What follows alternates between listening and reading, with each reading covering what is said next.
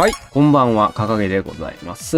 今日はですね、特別添削ということで、オリジナルキャラクターの立ち絵イラストとビネット風イラストを見ていくということになっております。で、今回はね、うちのね、切り抜きとかいろんな動画をね、担当してくれている、さこくんがね、今度、コロソさんの方でね、切り抜き動画の授業を作るというやつにね、協力するという形になっておりますので、今回の添削のやつはコロソさんの方に乗る可能性があるということを踏まえておいてください。さてさて、じゃあ今からね、やっていきたいのですが、今回私が送ってきてほしいなと言ってたのはこちらになりますね。ビネット風化立ち絵ファンタジーソシャゲカラーって書いてますね。参考ソシャゲって書いてあるんだから、もしみんなが企業から依頼が来たんだったら、このレベルが求められてると思ってください。ここから外れたものは書かないでくださいねって言ってるんです。まあ、ここ次、天気のやつはファンタジー系って言ってたんだけど、若干和の要素がかなり入ってるから今回ダメなんだけど。まあでも、一番今回の立ち絵としては一番いい。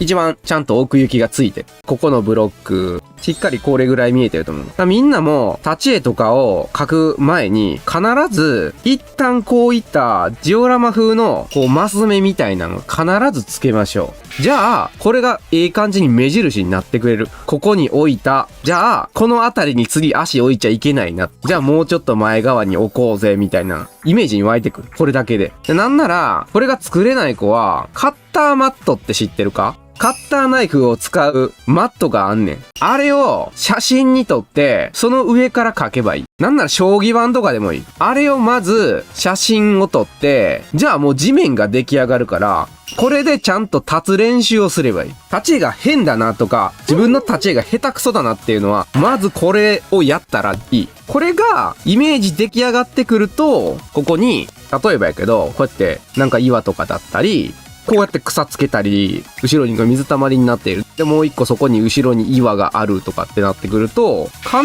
単に背景が出来上がってる。でも、これができれば、ビネット風がだんだん分かってくるようになる。今はなんかちょっと庭っぽくなったけど、これを、例えばやけど、和の漢字屋にやったら、障子とか畳とか、そういうやつとかにも変形していけるわけだ。まずこれが書けなきゃ。じゃあ、このマス目が感じられるものはどうかってなってくると、じゃあこの飼い犬のやつをやってるけど、キャラクターはここに立ってますと。じゃあまず、この辺りに持ってきたいよな、こいつを。もっと前に出そう。これを説明するものが欲しいわけだ。何で説明するみんなだったら。これをこの上で説明したいね。模様とかをさ、もっと急にしてあげたいね。模様が急になったことによって、今さっきまでこの模様の距離感っていうのは、さっきまでこんな感じになってたでしょ？これじゃ全然傾いてないことがわかるよな。じゃあ傾いたっていうことは、距離が出てきたよね。こういうことをやるんだよ。この猫の手の形を急に変える。同じような形じゃなくて、こういう感じで潰れたような手にしておくと、距離が感じられやすくなる。ここからこう繋がっていくような感じをもうちょっと見せていけば、この A 地点からここまででもう傾いてんだなっていうのがもう分かりやすくなるわけだ、これ。そうやって組み立てていくのよ。ちょっと色変えるけど。この状態とこの状態やったらあからさまにこっちの方が前に出てるやろ。奥行きを感じさせるマス目をちゃんと考えておけば、こういうことができるっていうこと。で、次、小人ちゃんも、これだったら、ただまっすぐ立ってるだけなのよ。で、なんでこれがダメなのかっていうと、プロの人たちの立ち絵って、奥行きがないかい。じゃあ、今これぐらいのマスしかないのよ。じゃあ次、ここから、こんだけマスがあったとしてよ。じゃあこれ、感じるかい？体の動かし方とかに、これ以上の幅が感じられるかい？全然感じひんやろ。なんかこうやって横にスカートとかも広げてるつもりかもしらんけど、ここの先とここの先にあんまり距離感じひんや。髪の毛とかも、ここからこの奥のあたりまでここに距離って感じるかって話になる。これもまだまだ救える保険があんのよ。みんなめちゃくちゃやりがちやけど、これな、キャラクターは今左斜め方向に見てるわけやんな。っていうことは、これって立体的にはこうなってるはずやんな。この右側が盛り上がってる状態になってるわけやんな。それなのに、どうしてこいつが手前になってる？こっちとこっちでどうしてこういう風な形になってるのっていう話なの。この子の斜めの面っていうのはこっちなんだよな。じゃあ、こちら側が膨らむよね。こっちのが近いよね。うっごい当たり前のことだよね。さっきも言ったな。この子はこっちを向いてるわけやな。なら、全部右のものは手前にすればええだけやん。左のものは奥。もうこうやってもう当たり前のことが出来上がってるわけだ。これをすればええだけやのに、まず全然してないよな。そりゃそうよ。せっかくこうやって、はい、こっちが奥ですよって説明してんのにわざわざこっち出してんねんから、自らが平面にやっていってるようなもんやな。あ、埋めなきゃって言ってこうやって。何をやってんだというのを今頭に踏まえてくださいね、皆さん。何を修正すればいいのか、もうお分かりですね。まずこいつを引っ込めろ。引っ込め出しゃばってくるんじゃねえよ。引っ込め次こっちを。今これやっただけで、スカートに綺麗に円が生まれたね、ここに。みんなスカートっていうのは、こんだけ奥行きを表せるもんなんですよ。さっきまでの状態、こんな状態になってるわけ。スカート潰れてるでしょ。本来あった位置がなくなってるから。こう広がったよね。今ここスカートの幅的には狭くなったかもしれへんけど、ちゃんと奥行きが出たよね、これで。次も同じことやってるわけや。次、足かってこっちが手前よな。こっちが奥よな。じゃあなんで奥なのに手前のように光散らしているのか。奥と分からせなきゃいけないわけ。まずお前も奥なんだったら奥の立場でいろという話。まず奥なんです。で、彼こそが手前なんです。右足こそが勇者なんです。じゃあ次はもっと奥の立場を分からせなきゃいけないんです。めっちゃ簡単な話。奥のが暗いの。だって、スカートの中に隠れてんねんから。スカートの中に隠れてて、手前の足は前に出てんねんから、多少はスカートの外に出るよな。だけど、奥の足ってのはスカートの下にいてるわけやな。日陰者なわけやん。だのに、出てきちゃダメなのよ。当たり前の話をしてるよな。太陽の光が当たってないとこに、なんで光を当ててるんだっていう話をしてるだけの話やんな、これって。今これ足を直しましたね。今下半身だけ変えたね。どっちのがちゃんと立ってますかってなるじゃん。で、隠れているはずの後ろ側なのに、光が当たってしまってるとか、矛盾だらけなのよ。それが全てになってるわけ。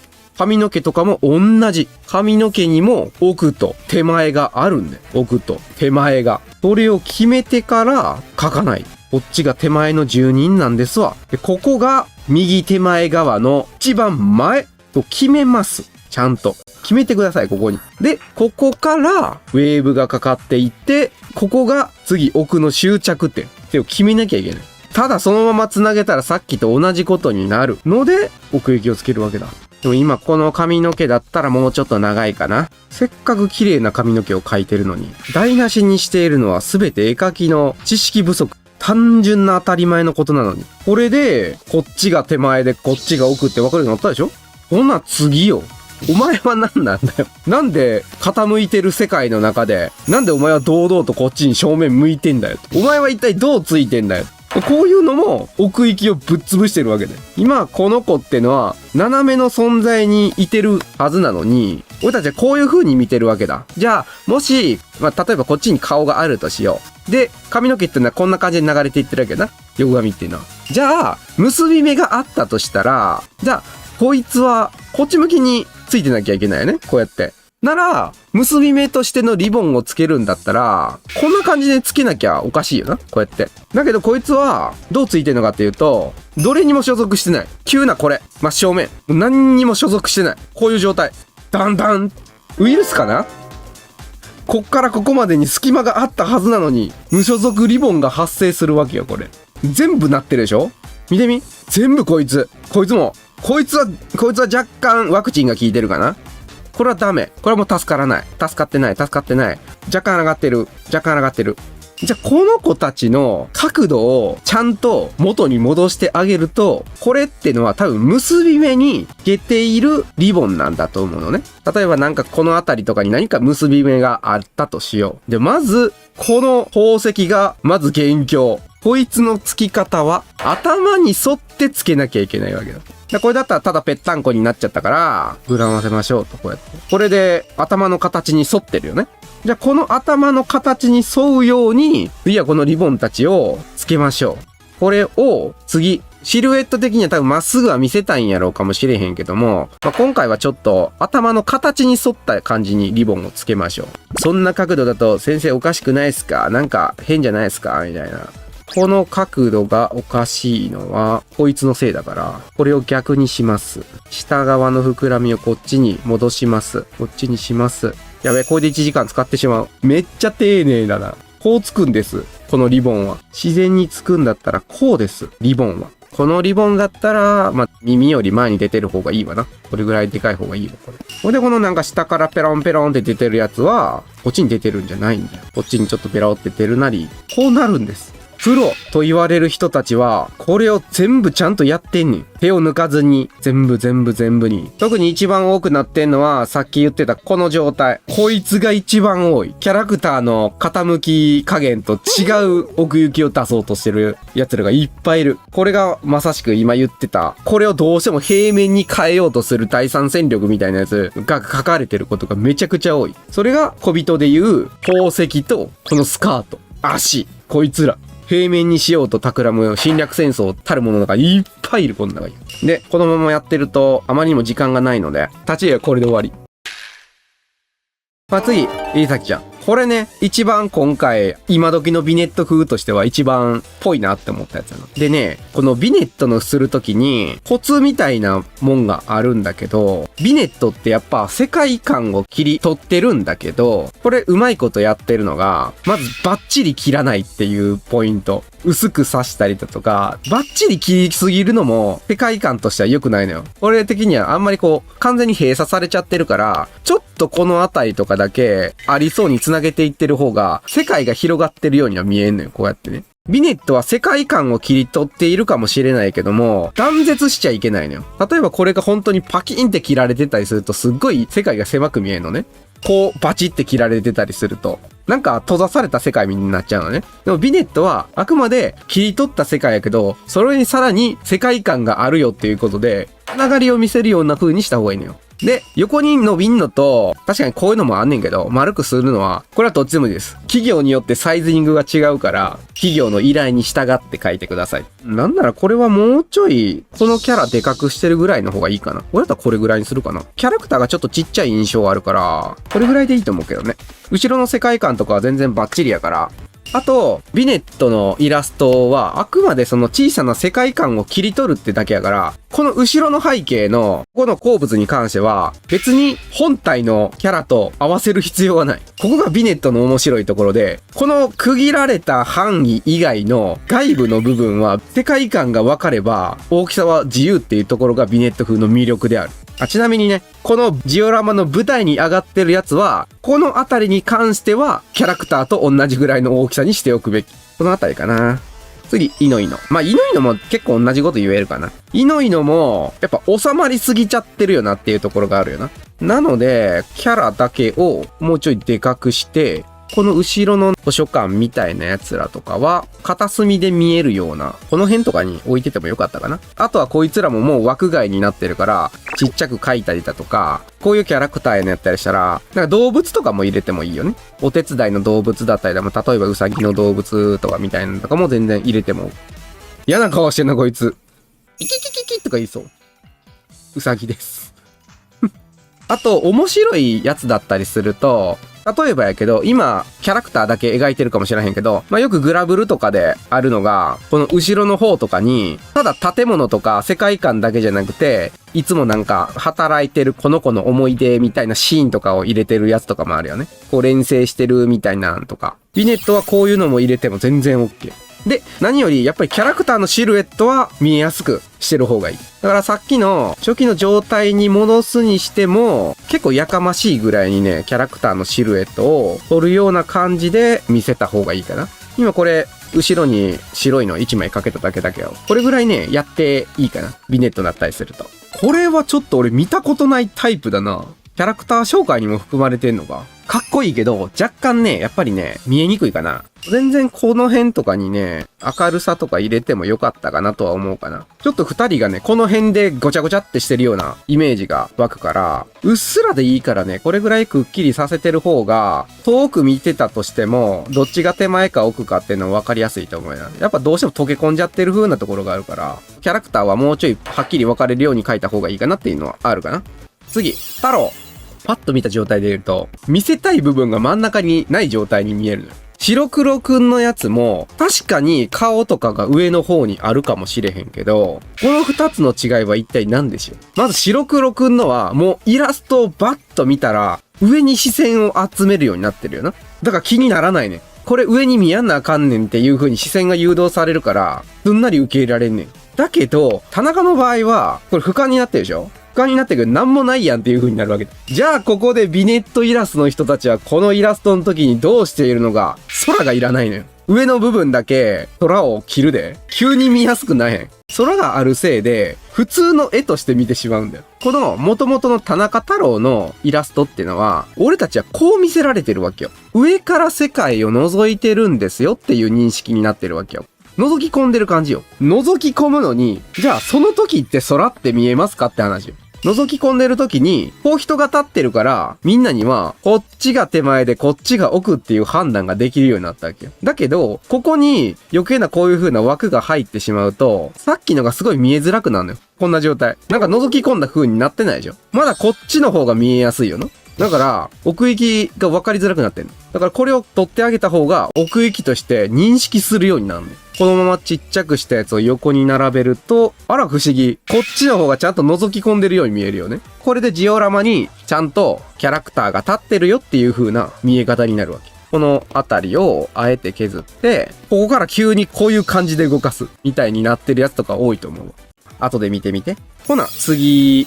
これはね、俺が改造するんであれば、このあたりにも木を足して、この下もちょっと繋がって、枝とかがね、分かれていって、下の枝みたいな感じにするのよ。仲間だったり鳥だったりが止まってるみたいなね。下の方にも世界が続いていってるよ、みたいな感じで。道も作っちゃえ。あそこには街があるのかなみたいなとこにもできるわけだな。こういう世界の広げ方とかもできるよね。ビネットはね、足そうと思えばこれぐらい足せるからね。楽しいよ。次、27ちゃん。これも真四角になりすぎてんだからこのあたりとかを削ってあげるとだいぶわかりやすくなるんだよ。あとビネットでやるところだったりするとあんまり左右で高さを合わせない世界観がなんか一緒になっちゃうから、あえて大きさ高低差を出しておくのもあり。あとは塗りのレベルを上げようってところだな。後ろの塗りの処理の仕方とキャラの塗りの仕方が一緒になっちゃってるから、27ちゃんはここさえ上げればあとは何とでもなりそうだなって感じやな。他のみんなはね、一旦分けてかけてるから、キャラクターがなんでしっかり顔が見えるかっていうと、顔って実は一番塗ってない部分であるのよ。エリサキちゃんとか、イノイノとか、白黒ちゃんのとか見てもらったら分かりやすいねんけど、一番情報量が少ないとこってどこですかってなってくると、顔なのよ。他のところの方が何段階も結構塗ってるはずやねんな。だから一番目立つねん。さらに一番真っ黒い部分である瞳とかがあるから、コントラストが強いところがいっぱいあるの。白と黒が間近にある部分っていうのが顔ぐらいしかないから、その情報量が少ないところに黒と白の一番コントラストの強い幅のやつが存在してるから見えやすい。何かを目立たせたいんだったら、めちゃくちゃ描いて、後をあまり描かないか、背景をめちゃくちゃ描いて、キャラクターを抑えるか。どっちかに分けたら見えやすい。ジブリとかもそうやん。背景めっちゃものすごいのに、キャラクターの色ってすごい単色で塗られてるやろ。あれってそういうことやね。だからビネット風とかでも一緒。というお話や。ほな、次。10期はこれ全然ジオラマになってないんだよ。空間がわかんなくなっちゃってるから。これはただ単にイラストを丸く切り取りましたっていう状態になってる。こういった土台があるわけ。ジオラマという名の土台があって、その中で構成されなきゃいけないからね。これはもう典型的に間違ったビネットを書いてるからこのままでいいです。次。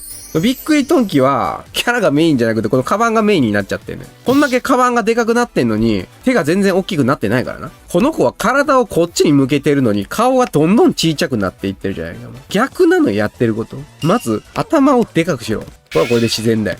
どこで覚えてきたの？こんな状況見たことないでしょ。なんで見たことないもんかけるのよ。これも当たり前。手前に来てるものは大きくなるんだよ。こっちの方がでかくなってるっていうことやで。この腕より、このカバンの方が前に出てるやんか。普通、走って、真横から見て、顔あっちですよ。こう走ってるわけやん。手でこう押さえてると帽子を。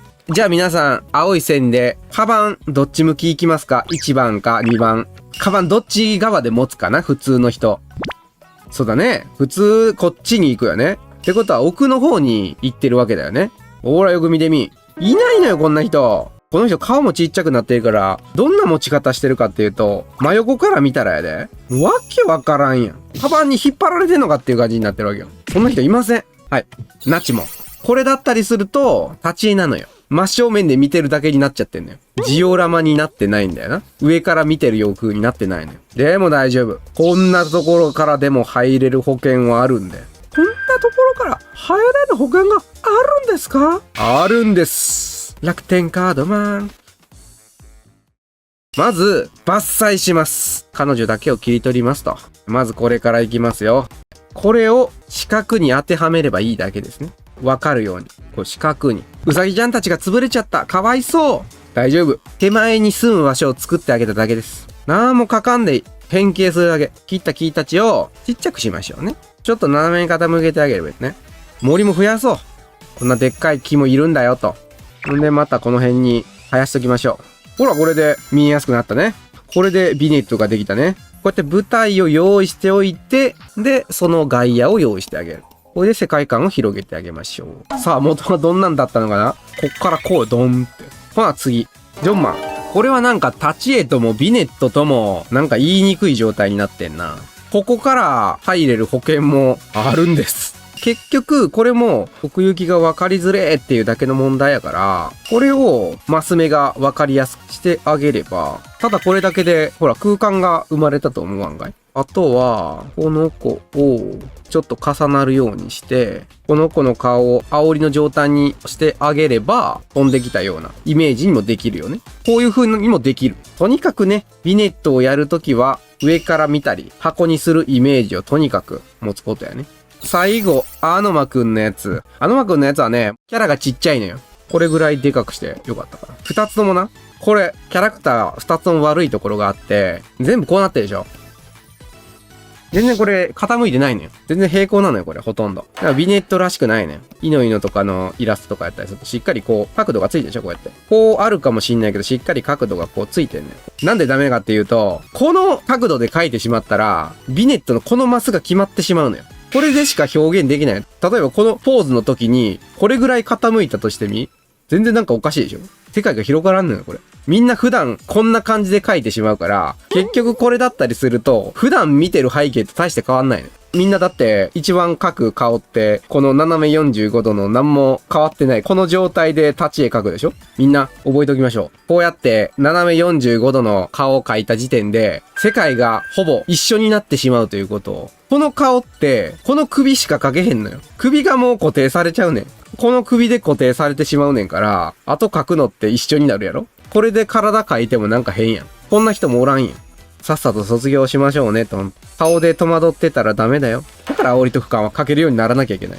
この顔はこのポーズとこの首とかでしか使えないからね。顔の角度を変えていかないと。このイノイノの顔とかだったりすると、これ正面に見えてるかもしれへんけど、これは正面じゃなくて、頭をちょっと引っ込めてこう突き出してるような、こういうポーズやからね。ちょっと斜めに傾いてるような正面顔みたい。エリサキちゃんのやつがあって、これ斜め45度ではなくて、こういう表情だから奥行きが生まれるのよ。上に傾いてる。こういう状態。だから全然違うのよ。みんなの斜め45度。この顔で描いちゃうと、ただの立ち絵と一緒になっちゃうからね。気をつけましょう。このキャラ買って大きくした方がいいっていうのも見せようか。まずキャラクターのシルエットをはっきり出させてぐらいから横幅に伸びていってる方がいいかな。これだったりするとやっぱりキャラクターが見えづらいのよな。ドーンってこんな感じじゃない。真横に流しすぎなのよ。動かし方が。それだったら、例えばやけど、ここの一角をな、手前に出るような感じにしたらいいね。骨とかもこうやって奥行きに繋がっていくみたいな。ここの尻尾のやつ買って、ぐるって回るんじゃなくて、こういうイメージで、このまま、ここも尻尾を繋げるみたいな感じも全然いいと思うんだけど。このスプラッシュみたいなやつ買って、一角のこれにまとわりつかせるようにとかね。ドリルスプラッシュみたいな感じで。こういったらこんな感じに直すかな。元がこう真横にばっかり流れてたけど、こんな感じで。ビネットで大事なのは何でも奥と手前、立体が見えるようにする。線の中から。だからアノマくんのはこっちばっかり伸びていってない。こっちばっかり。そうじゃない。こう。で、上。X、Y、Z。この視点でいかなきゃいけない。ビネットだから。みんなこれ卒業。これが 2D よ。これが 3D よ。Z 軸がないのよ、Z 軸が。というわけでござるわ。ビネットは楽しいぞ。背景が描けへんねやったらまずは次はビネットやな。さて、今日はこの辺で終わりようかな。今回のね、特別課題出してくれた方はありがとうございました。ほな今日はこの辺でお疲れ様でした。